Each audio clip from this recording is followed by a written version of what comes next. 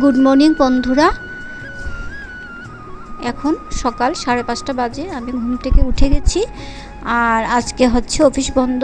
আমি সকালে ঘুম থেকে উঠে এই মন্ত্রটি 3 বার পাঠ করি। সেটা হচ্ছে করাগ্রে বসতি শ্রীলক্ষ্মী, করমধ্যে সরস্বতী, করমূলে স্থিত গোবিন্দম, প্রভাতে করি দর্শনম।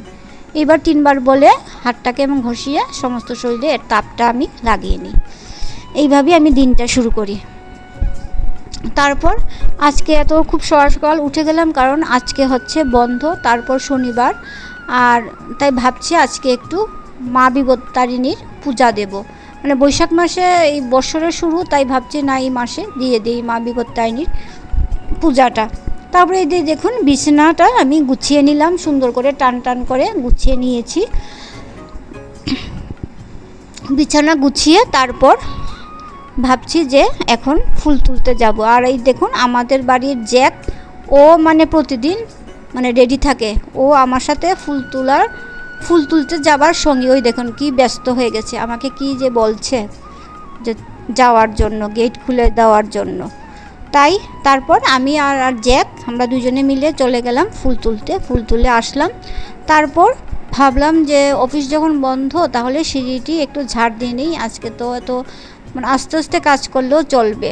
তারপর সিঁড়িগুলি সবটি সিঁড়ি সুন্দর করে মোটামুটিভাবে আমি ঝাড় দিয়ে নিলাম, কারণ এখন তো ঝড় বৃষ্টির দিন, মানে ঝড় এলেই মানে বিভিন্ন জায়গা থেকে ধুলা বালি গাছের পাতা সব এসে জমে থাকে। তবে এটাকে একটু সুন্দর করে ঝাড় দিয়ে একটু ক্লিন করে নিলাম।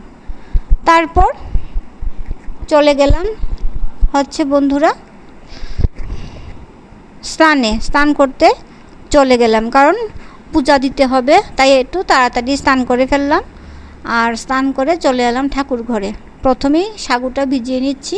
তারপর দেখুন আমরা বিপত্তারিণীর ব্রতটা বা বিপত্তারিণী মার পূজাটা কিভাবে করি, মানে আমরা কিভাবে করি, আর আপনারা আমার মতো করেন কি না সেটা আমাকে জানাবেন, বা আপনারা কিভাবে করেন সেটাও আমাকে জানাবেন।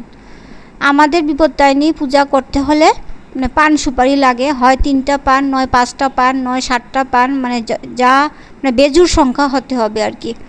আর আমরা এই যে আষাঢ় মাসে 13টা সুপারি, তারপর 13টা পান দিয়ে মা বিপত্তারিণীর পূজা করে থাকি। এখন আমি এরকম পূজা এমনিতে পূজা করলে, মানে অন্য কোনো মাসে পূজা করলে আমি 5টা পান দিয়ে পূজা করি, মানে বিপত্তারিণীর পূজাটা করি। এই যে দেখুন ঘটের মধ্যে আমি এঁকে নিচ্ছি।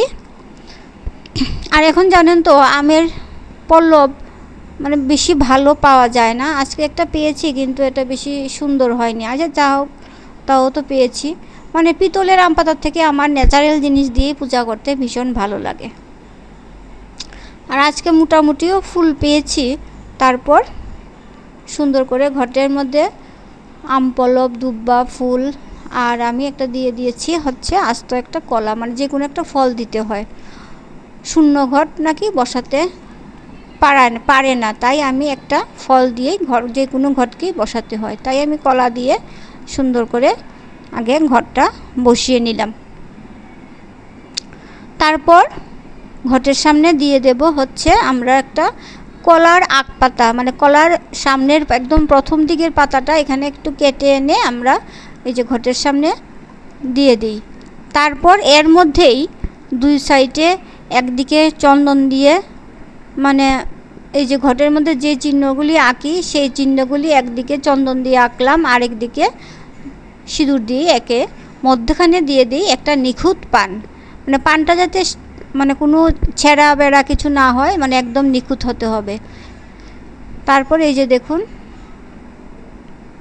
দিয়ে দিলাম কলা পাতাটা, আর এখন এই যে চন্দন দিয়ে আমি এটা এঁকে দিচ্ছি, আর এদিকে এঁকে দিচ্ছি হচ্ছে সিঁদুর দিয়ে।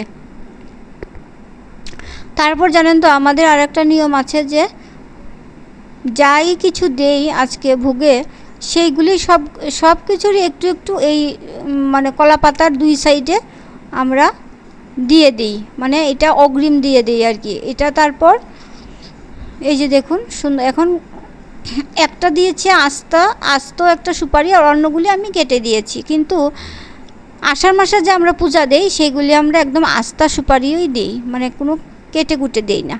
তারপর এর মধ্যে দুব্বা দিয়ে দিলাম। আর একটা হচ্ছে আমরা ঘটের সামনে মানে বিপত্তারিণীর মার আসল হলো তেল সিঁদুর, মানে একটা সিঁদুর কোটা রাখবো আর একটা পাত্রের মধ্যে, ছোট্ট একটা পাত্রের মধ্যে রাখবো হচ্ছে তেল। তারপরে এই যে সাগু কলা আর ফল টল দিয়েই আজকে ভোগ নিবেদন করেছি। তারপর এই যে প্রদীপ আর ধূপ ধুনাটা জ্বালিয়ে নিচ্ছি। তারপর মাকে আর সব ঠাকুরকে একটু সুন্দর করে আমি আরতি করে নিলাম। তারপর জানেন তো, মানে পূজার শেষে মার পাঁচালিও পরে নিয়েছি, এটা আমাদের নিয়ম, মার পাঁচালি পড়তে হয়।